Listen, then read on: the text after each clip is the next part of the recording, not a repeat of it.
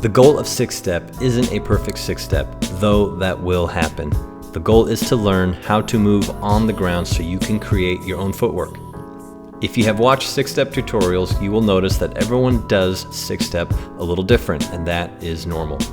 I will show you a beginner way that is slow but precise.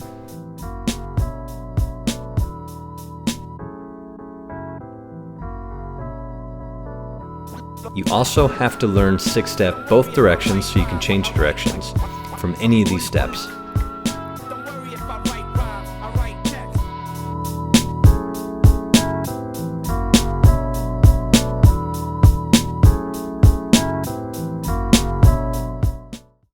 Starting position. Start in a good push-up position, no slouching, with your hands underneath your chest. If this is a challenge, do more push-ups. Step 1. Point your chest where you want to go. Open up your hips by getting on one hand and step through the opening between the hand and the foot that is on the ground, stepping through with your rear leg. Focus on keeping your arms and legs straight, with your hand almost directly underneath your belly button. Don't let your hand go too far away from your belly button. It will make six-step more awkward if you do. Step 2. Sit on your heel. Don't let the foot get flat on the floor.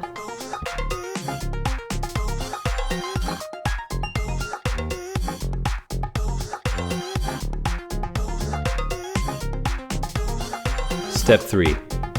Switch legs.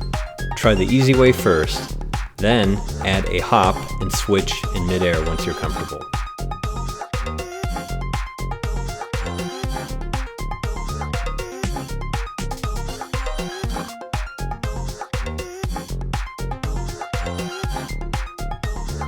Step 4 is the hardest step unless you can already do the coffee grinder.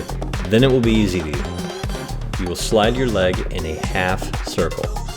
Start by readjusting your hand if needed to extend your body. You do not want to be hunched. Slide your leg and you will naturally find a spot where you will want to switch hands. Then you switch hands. Step 4 causes the most confusion to new students, so slow down, practice the step, then do it in reverse. Also remember to be sitting on your heels, no flat feet. Step 5. You are on easy street now. Just take a step back and straighten the rear leg. Step 6. Return to the start position, the easiest step.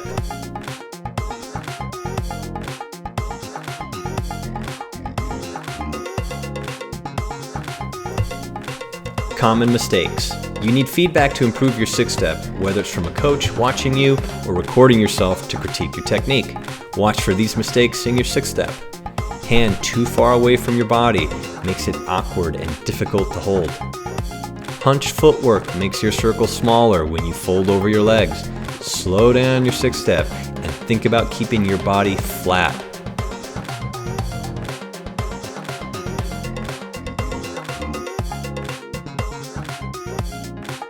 If your six-step orientation travels, your hand placement is wrong. Don't be in a rush to put your hands down. Let your legs travel around your body, placing them back down on the same imaginary line that you had in your starting position. To fix this, look at yourself in a mirror or look at a person and your hands will fall correctly. Your six-step should start and end in the same position.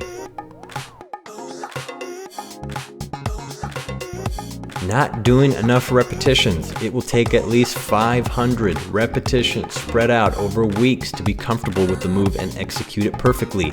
Are you putting in the work? Advanced six-step drills.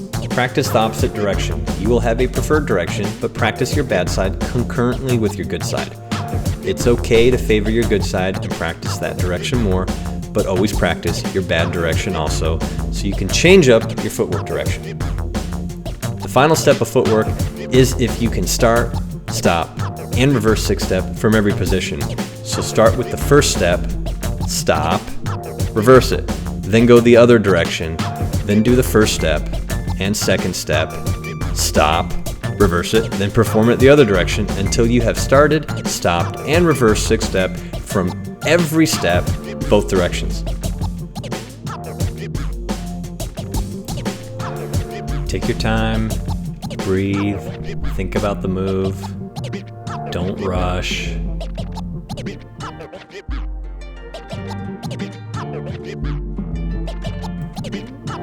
Think about the common mistakes people make, having your hand too far away from your belly button, being flat-footed, being hunched over, and see if you can actively be aware of what your body's doing and fix it on the fly. That's why you're moving slow, so you have time to perfect every single step.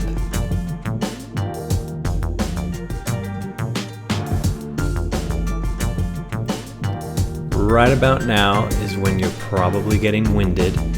You have to actively think about your breathing. Take a breath every time you put your right or your left hand down so you're not out of breath. We're moving slow. There's no reason you should be out of breath during this move.